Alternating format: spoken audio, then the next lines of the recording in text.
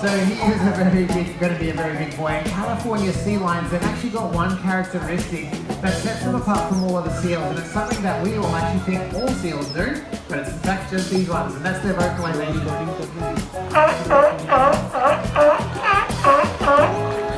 They are the only seal that has that very foreign objects in our oceans, and these are causing huge amounts of damage to our marine wildlife.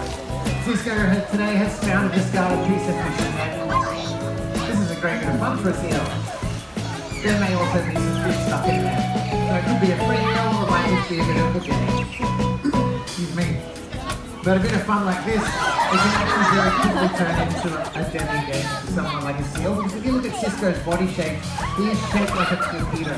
So as he swims through the water, if he comes into contact with something like a net, it's very easy for this material to slip over his head, and there's actually no way out of it for him. He doesn't have hands to pull it back over his head or neck. So it becomes what we call a seal collar.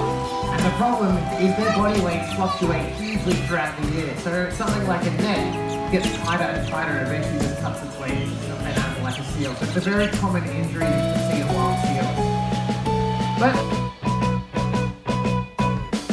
you call out whiskers and watch him cook very closely. 1, 2, 3.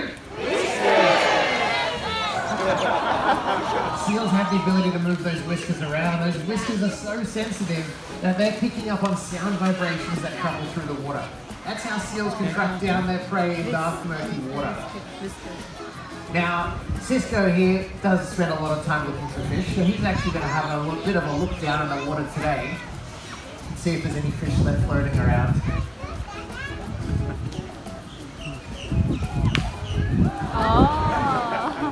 Now, Cisco down a quick peek. That's a good look. You see any fish? No fish down there. This is a new behaviour for Cisco, learning how to tame. Well, there's no fish left down there, and it is becoming a bit of a problem for seals because, as well as the amount of debris we're allowing. The first seals were first discovered in New Zealand, and that's why they got their name. But they're in fact one of the most common species naturally found right here in the Sydney Harbour region. And as they've been protected for many years now, when they're all seals, using those front and rear flippers, you can get around really easily. In fact, fun fact about the seals you see here at Taronga Zoo, they can all outrun humans over a distance of up to about 100 metres. They're very fast and agile when they want to be. But it is in the water where we get a great idea of how incredibly fast and agile they can all be.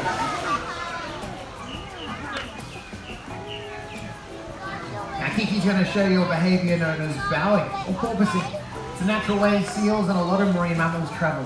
They're an air-breathing mammal, even though they can hold their breath longer than you and I. By travelling in this method, it means she can quickly catch her breath on the move. She can travel at a speed of around 30 kilometres an hour for long periods of time, catching her breath.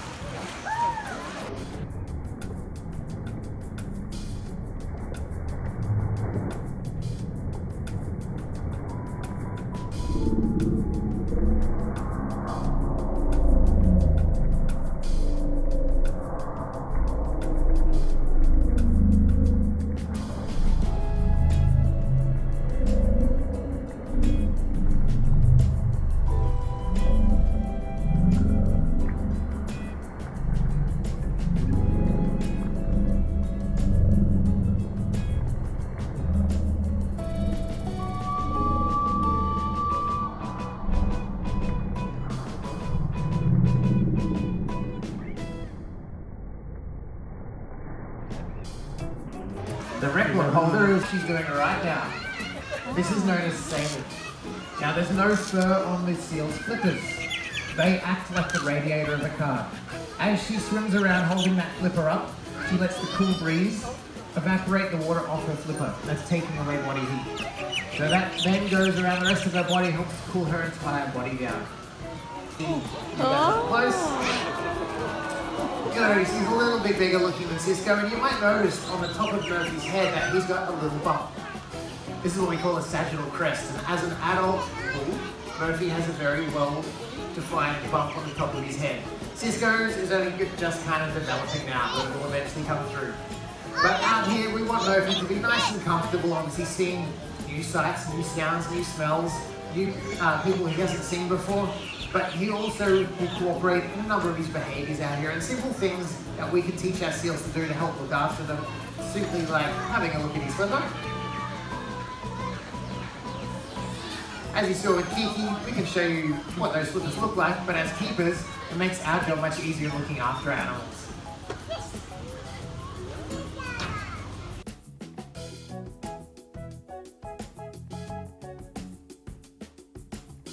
Addie's going to show you those care behaviours. Kind of what we just saw to start off with Murphy.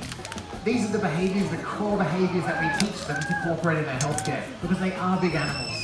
We can't restrain him on the vet table for the vets to look at, like if you've got a cat or dog and you take them in for a vet check. It's not an option for us. They're just too physically powerful. So all of their medical work, they are trained to participate in voluntarily. This means we can do full body inspections, we can check their ears, their eyes, their teeth, we can give them injections, we can take blood samples, x-rays, ultrasounds, you name it, all trained. And as you can see, they're more than happy to cooperate. Now, it is completely their choice if they decide to come out and work with us each day. There is no punishment if they decide not to, that's fine.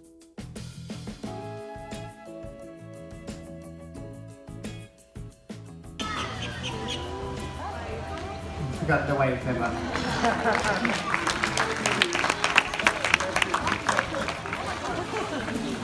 Thanks, Pepper and Addie. Pepper going for a quick victory lap just to say hello to his fans.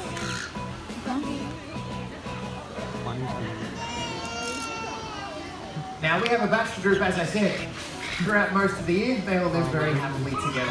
However, coming up towards the end of the year, they're going to go as is found on the planet today. They're found in South Australia and Western Australia, and it's quite sad, but in Australia, of the 3 common seal species that we have, the fur seals are almost back to their pre-sealing numbers, whereas the Australian sea lion population is actually declining still each year, and there's only about 11,000 left.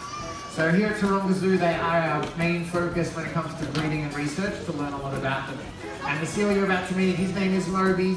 He was born 3 years ago here at Taronga Zoo. He's going to come out with Jake and Jose today.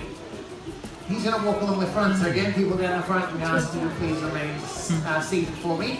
This is in fact one of Moby's first times out here in front of an audience. So he's very used to seeing an audience from the other side of the water, but down the front here, obviously, it's a whole new experience for him. So if you guys can stay still in the front, it's a huge help for Moby focusing. Now, Moby's only very young, so he's still got a lot of fat at the moment. In fact, he actually looks like a female. Female Australian sea lions have a beautiful grey back and a silvery belly. Now, when he was first born, he was actually a browny orange. He molted, turned into this colour, looks like one of the girls. Once he matures, he'll actually change colour completely again. He'll end up being a complete chocolate brown and he'll develop a beautiful golden mane. This is one of the reasons they are known as the sea lions. He'll also potentially get up to about 400 kilos one day. He's only at about 70 kilos at the moment. If you would like to see a bull Australian sea lion, if you head down to the size, it's Charlie. So this is all, as I said, a new experience. So leading up to this, Moby's been doing lots of these walks through here with an empty stadium. It's all about building that confidence. Before we can bring any of the animals out here amongst guests, we need to ensure that they are completely used to anything they could be exposed to out here. So that means we're out here with umbrellas, big hats, long dresses that blow in the wind, rubbish that blows across the ground. We get them used to birds flying in the area, because this is all stuff they're going to experience out here. So we want them to be 100% comfortable with everything they'll see out here. And then we gradually just build on it. So once they're comfortable with that, we had just a few people and gradually we built it up. So this is the first time he's been out with a full crowd. So Australian sea lions are generally pretty confident animals and they're pretty cruisy. When it comes to all of the seals that we have, the California sea lion, they are very skittish, very, I guess, high maintenance in terms of their attitudes. The Australian sea lions are the biggest cruisers around. Pretty much they'll happily travel wherever they want to. But Moby being one of our youngsters doesn't know it yet, this is just a little experience. He does know how to wave. Thanks, Moby. Thanks So Dave.